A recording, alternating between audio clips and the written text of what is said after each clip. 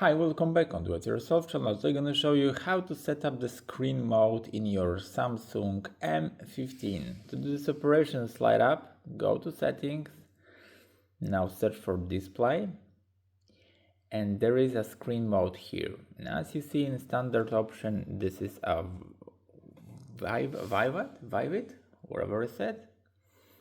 You can set up to natural color, but if I go to Vivid, you can take cool colors or warm colors. Yep. So you can set up to your own preference.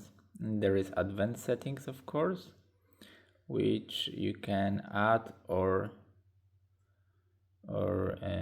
much less of RGB palette colors for your own preference. So that's it about the Vivid color and screen mode. So I hope the video is helpful for you. If yes, you can leave like, leave comment and leave subscribe, and see you by next video. Hey!